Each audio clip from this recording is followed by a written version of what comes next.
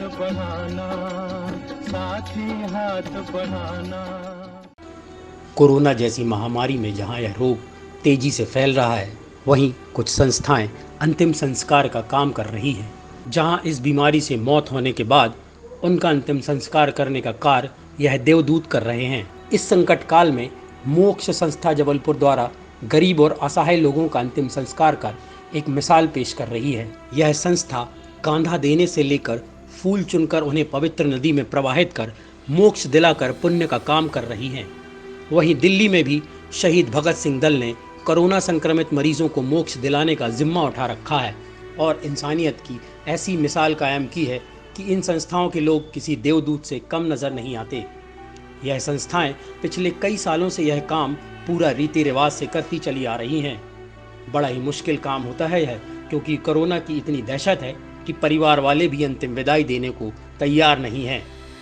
ऐसे काल के अंदर कि जब परिवार वाले भी उससे बहुत दूर खड़े हैं जी संस्कार से, मैं कई बार दिल से रोता हूँ कि सका बच्चा भी, बेटा भी लाश को हाथ लगाने को तैयार नहीं अपने पिता की।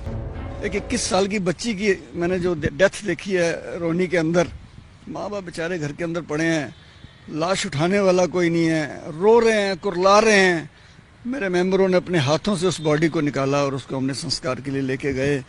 भाई दिल्ली के अंदर मैंने ऐसा मंजर कभी नहीं देखा, परमात्मा ऐसा ना लेके आया। एक सिक्योरिटी फोर्सेस के जवान का शव आया था, उनकी मिसिस क्वारंटाइन थी, बच्चा छोटा था, कोई करने वाला नहीं था। मैंने अपने हाथों से उसकी लाश को दाग दिया, बता नहीं सकता, मेरी आंखों में आंसू आ जाते हैं बात को याद करके कि ये दिन भी इस देश में आएगा कि घर वाले संस्कार भी नहीं कर पाए। तो वहीं यह फरिश्तों से कम नहीं है और अपनी जान को जोखिम में डालकर कोरोना संकट में यह संस्थाएं इंसानियत की मिसाल पेश कर रही हैं। साथी हाथ बढ़ाना, साथी हाथ बढ़ाना।